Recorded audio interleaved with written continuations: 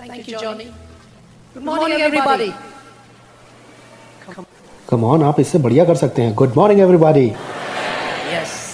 ये छोटा सा लेसन था गुड मॉर्निंग पर। मैं धन्यवाद देता हूँ यीशु को इस जीवन के तोहफे के लिए। मैं जब भी यहाँ आता हूँ मैं इतने सारे जवान लोगों को देख करके रोमांचित हो जाता हूँ, जो कि रास्ते पर हैं अपने मिशन के। अगर अभी तक आपने फैसला नहीं लिया तो आज आपकी डेडलाइन है दरअसल।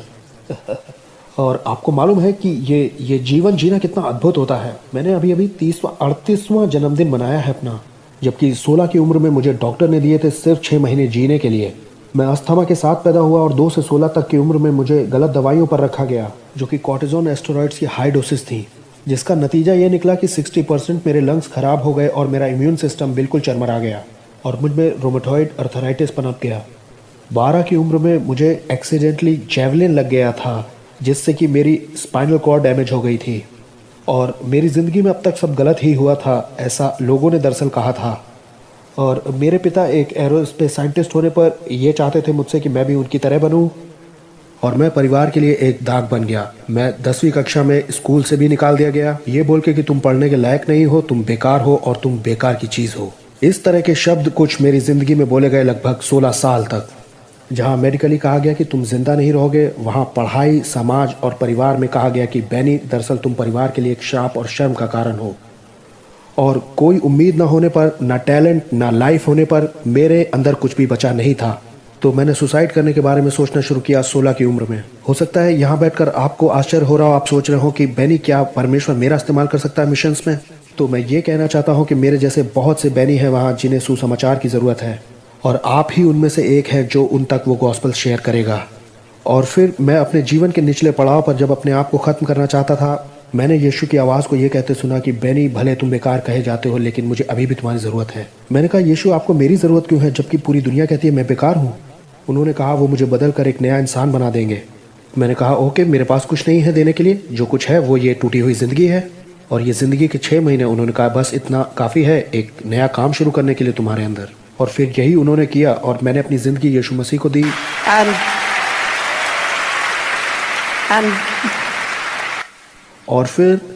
और फिर मैंने उस एक्सपायरी डेट को भी पार कर लिया जो कि डॉक्टर ने मुझे दी थी ज़िंदगी जीने के लिए, और मैं इसे जी के बहुत रोमांचित हूँ।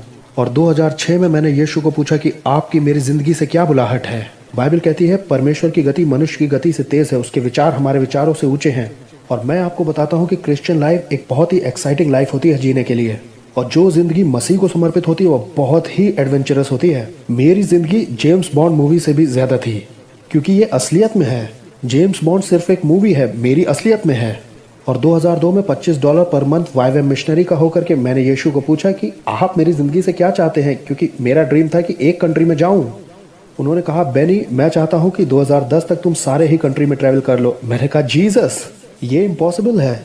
आज तक एक भी ऐसा उदाहरण नहीं है मानव इतिहास में, चाहे वो माइकल जैक्सन हो, चाहे मारिया कैरी हो, या जो कोई भी हो, वो सभी कंट्रीज़ में नहीं गए, और मैं कैसे एक टूटा हुआ इंसान होकर इसे पूरा कर पाऊंगा। उन्होंने कहा कि जो तुम्हारे लिए संभव है वो मेरे लिए संभव है। मेरे प्यारे दोस्तों, इसमें क्या करना है, अपना समर्पण करना है टूटेपन का, और अपनी ज़िंदगी को यीशु के हाथ में देना है, और वो अपनी मर्जी से उसे आकार देंगे। और मैंने कहा जीसस जब तक आप मुझे देते रहेंगे तब तक मैं आपके लिए ट्रैवल करता रहूँगा। तो हमारी एक अच्छी डील हो गई। मैंने कहा कि मैं विश्वास से चलूँगा, लेकिन आप मुझे देते रहिए। और आज ये मेरा एक पासपोर्ट है, और ये पासपोर्ट मेरा ट्रैवल रिकॉर्ड है सारी कंट्रीज़ में जाने का।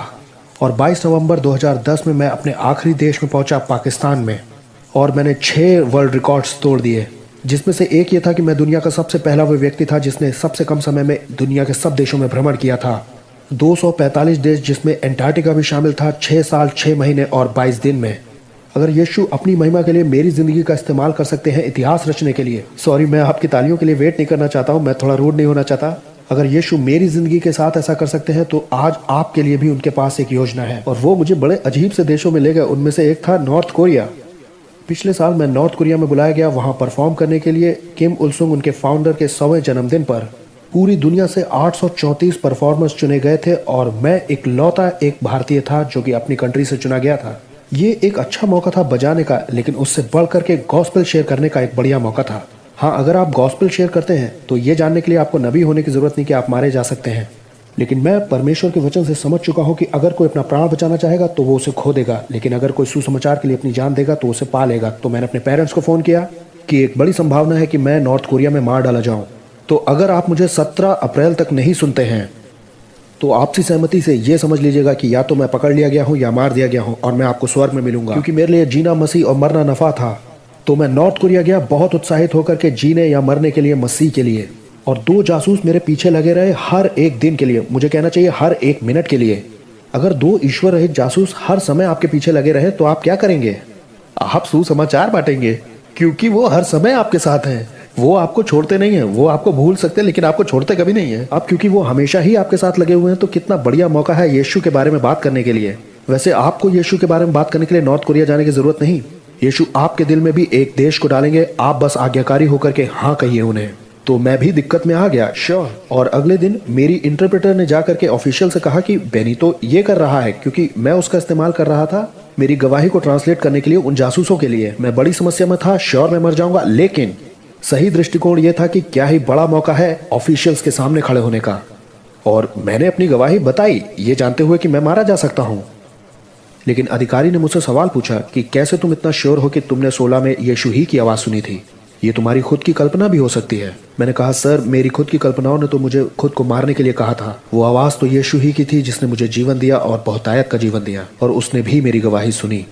मेरे दोस्तों, मैं आपको बताना चाहता हूं कि हिम्मत रखिए, यहां तक कि मौत के उस मुकाम तक भी यीशु के प्रेम को बांटने के लिए। कभी भी मत डरिए, क्योंकि यीशु इंचार्ज है आपकी जिंदगी का। मैं नॉर्थ कोरिया में इसलिए नहीं मारा गया क्योंकि वो मेरा समय नहीं था मरने का, दरअसल उसे पता है मेरा टाइम। और आखिर में सिर्फ 12 म्यूजिशियंस चुने गए उन 834 परफॉर्मर्स में से, और मैं उनमें से एक था जिन्हें नॉर्थ कोरिया की सरकार द्वारा अवार्ड मिल रहा था। और मैंने बजाया शाउट टू द लॉर्ड, जो अभी मैं बजाने वाला हूँ, my Jesus my saviour there is none like you, उस जैसे एक देश में उनके नेशनल टीवी पर। अगर परमेश्वर इस्तेमाल कर सकता है एक क्रिश्चियन का, एक इंडियन का, इस गिटार के साथ, एक गिटार जिसे डिजाइन करने में परमेश्वर ने मदद की ओलंपिक गेम ग्रीस के लिए, अगर परमेश्वर मेरे जैसे टूटे और बेकार बच्चे को चुन सकता है जो कि समाज का दुत्कारा हुआ है, ऐसा पहला गिटार बनाने के लिए दुनिया का जिसमें ड्रम लगा हुआ है, तो आपके जीवन के लिए भी यीशु के लिए कुछ भी असंभव नहीं है। अगर वो मुझे चुन करके दे सकते हैं इस तरह का एक पासपोर्ट जिसमें 14 किताबें हैं कि मैं यीशु का सुसमाचार देशों में बांटूं, तो कुछ भी असंभव नहीं है। और मैं बहुत एक्साइटेड हूँ एक सॉन्ग बजाने के लिए, my Jesus my saviour Lord there is none like you. और ये याद रहे, जब मैं आर्थराइटिस के साथ ये इंस्ट्रूमेंट बजाता हूँ तो मेडिकल डॉक्टर्स को भी कहना पड़ता है ये परमेश्वर ही है, सिर्फ परमेश्वर। मैं बस इस बात से खत्म कर रहा हूँ कि जब मैंने वर्ल्ड रिकॉर्ड तोड़ दिया तो मेरे पास एक टोपी थी जिसमें थैंक यू जीसस लिखा था। तो CNN वो पहला न्यूज चैनल था मेरे इंटरव्यू के लिए, उन्होंने कहा सर ये एक रिलीजियस स्टेटमेंट है, आप प्लीज अपनी हैट उतार दीजिए, क्योंकि हम एक सेक्युलर चैनल हैं। और मैं आपको बताता हूँ, आप गॉस्पेल शेयर करना चाहते हैं तो क्रिएटिवली शेयर करिए, कोई आपको रोक नहीं सकता है। तो मैंने यीशु से एक आइडिया मांगा, क्योंकि पूरी दुनिया मेरा इंटरव्यू करने वाली थी ये कमाल दिखाने के लिए।